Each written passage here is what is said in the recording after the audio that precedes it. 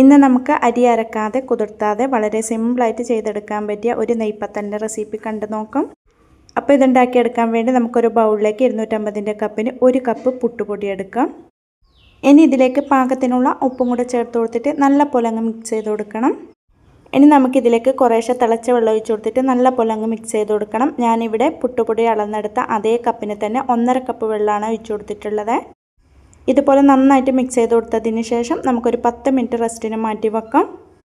ഇനി മിക്സിയുടെ ജാറിലേക്ക് 1/2 കപ്പ് ചിരവിയ തേങ്ങ, 5-6 ചെറിയുള്ളി ഉണ്ടെന്നുണ്ടെങ്കിൽ ചെറിയുള്ളി, അല്ലാന്നുണ്ടെങ്കിൽ ഇതുപോലെ ചെറിയൊരു കഷ്ണം സവോള കട്ട് ചെയ്തെടുത്തത്, ചെറിയൊരു കഷ്ണം ഇഞ്ചി, കൂടെ ഒരു പച്ചമുളക്, 1 ടീസ്പൂൺ വലിയ ജീരകം, 1/2 ടീസ്പൂൺ ചെറിയ ജീരകം, കൂടെ കുറച്ച് കറിവേപ്പില, 1 അല്ലി വെളുത്തുള്ളിയും കൂടെ ചേർത്ത് കൊടുത്തിട്ട് നല്ല പോലെ ഒന്ന് ക്രഷ് ചെയ്തെടുക്കണം.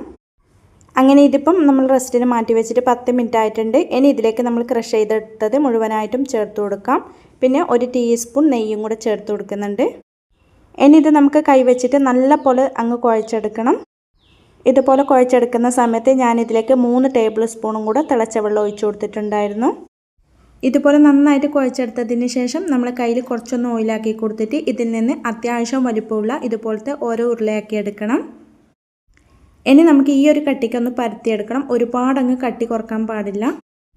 ഇനി ഇത് നമുക്ക് നല്ല പോലെ ചൂടായ എണ്ണയിലേക്ക് അങ്ങ് ഇട്ട് കൊടുക്കാം. ഫ്ലെയിം മീഡിയം ടു ഹൈ ഫ്ലെയിമിൽ തന്നെയാണ് വെച്ച് കൊടുത്തിട്ടുള്ളത്. ഇനി ഇത് തിരിച്ചും മറിച്ചും ഇട്ട് കൊടുത്തിട്ട് 2 സൈഡും ഫ്രൈ ചെയ്തെടുക്കണം. ഈ ഒരു കളറിലാവുമ്പോൾ നമുക്ക് എണ്ണയിൽ നിന്ന് അങ്ങ് കോരി മാറ്റാം. അങ്ങനെ ഇതാ നല്ല ടേസ്റ്റി ആയിട്ടുള്ള നെയ്പ്പത്തൽ ഇവിടെ റെഡിയായി കിട്ടിയിട്ടുണ്ട്. എല്ലാവരും ഇതുപോലെ ഒന്ന് ട്രൈ ചെയ്ത് നോക്കാനും ലൈക്ക് ചെയ്യാനും കമൻറ്റ് ചെയ്യാനും സബ്സ്ക്രൈബ് ചെയ്ത് സപ്പോർട്ട് ചെയ്യാനും മറക്കല്ലേ. Thank you for watching.